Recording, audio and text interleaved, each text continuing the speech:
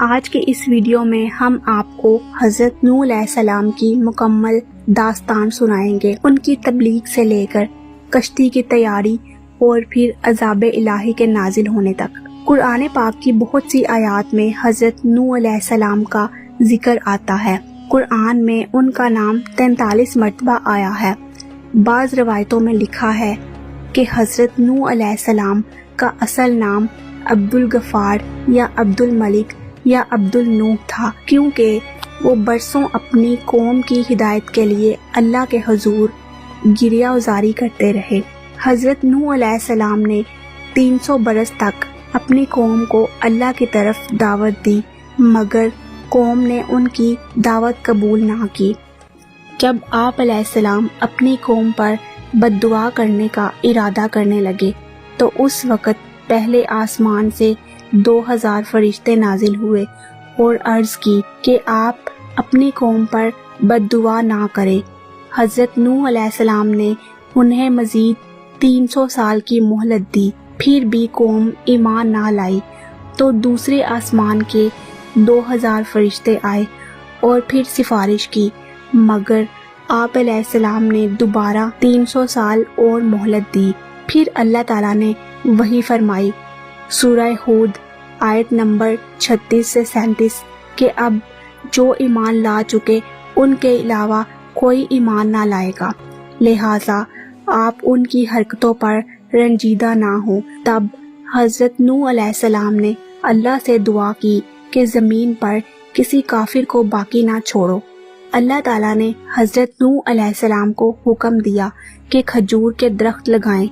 آپ علیہ السلام نے درخت لگائے تو قوم نے مذاق اڑایا کہ یہ بوڑھا آدمی کھجور کے درخت لگا رہا ہے۔ آپ پر پتھر بھی پھینکے گئے۔ 50 سال بعد درخت مضبوط ہوئے تو اللہ نے حکم دیا کہ اب انہیں کاٹ کر کشتی بنائیں۔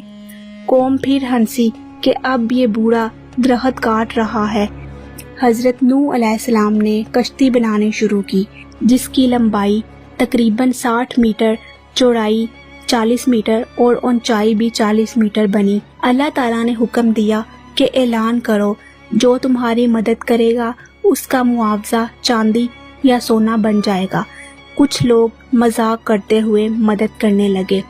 جب اللہ نے عذاب کا ارادہ فرمایا تو 40 سال پہلے عورتوں کا بچہ پیدا ہونا روک دیا گیا۔ پھر جب وقت آیا اللہ تعالیٰ نے فرمایا کہ ہر جانور کا جوڑا کشتی میں سوار کرو اور اپنے گھر والوں کو بھی، سوائے ان کے جن کی ہلاکت کا فیصلہ ہو چکا۔ حضرت نوح علیہ السلام نے تنور پر نشان مقرر کیا کہ جب اس سے پانی ابلے تو سمجھ لو عذاب کا وقت آ گیا ہے۔ پھر جب تنور سے پانی ابلا تو حضرت نوح علیہ السلام نے ہر جانور کا جوڑا کشتی میں داخل کیا۔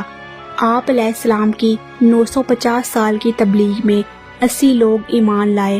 پھر زبردست بارش شروع ہوئی، زمین کے چشمے ابل پڑے، پانی کا طوفان ہر طرف چھا گیا۔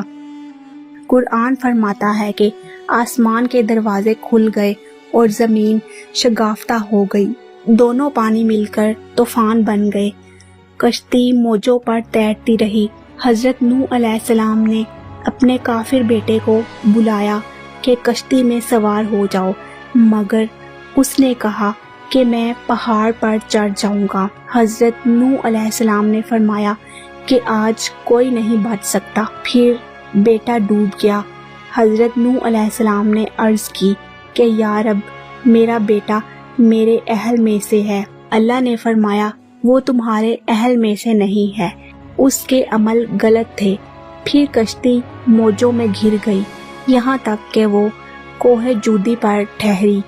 اللہ تعالیٰ نے زمین کو حکم دیا کہ اپنا پانی نگل لے اور آسمان کو حکم دیا کہ برس نہ روک دے۔ زمین نے پانی جذب کر لیا، باقی پانی کو اللہ نے دریاؤں میں پہنچا دیا۔ پھر اللہ تعالیٰ نے فرمایا، اے نوح، ہماری طرف سے سلامتی اور برکتوں کے ساتھ اتر جاؤ۔ حضرت نوح علیہ السلام 80 مومنین کے ساتھ کشتی سے اترے۔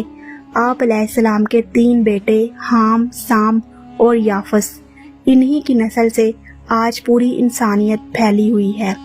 بعض روایتوں کے مطابق حام کی نسل افریقہ، سام کی نسل عرب و ایشیا اور یافس کی نسل چین و ترکستان کی طرف منسوب ہے۔ اسی وجہ سے آپ علیہ السلام کو آدم ثانی کہا جاتا ہے۔ ایک روایت میں ہے کہ حضرت نوح علیہ السلام کی عمر کل 2500 سال تھی، 950 سال تبلیغ، 200 سال کشتی کی تیاری میں اور 50 سال طوفان کے بعد زندہ رہے۔ آخر کار جب ملک الموت روح قبض کرنے آئے تو آپ علیہ السلام نے فرمایا، میری پوری زندگی دھوپ سے سائے میں آنے کے برابر تھی۔ یوں حضرت نوح علیہ السلام نے اللہ کو سجدہ کیا اور آپ علیہ السلام کی روح قبض کر لی گئی۔ اللہ ہمیں حضرت نوح علیہ السلام کی محنت و صبر سے سبق حاصل کرنے کی توفیق عطا فرمائے، آمین۔ اگر آپ کو یہ ویڈیو پسند آئی ہو تو لائک کریں، شیئر کریں اور ہمارے چینل کو سبسکرائب کریں۔ اللہ حافظ۔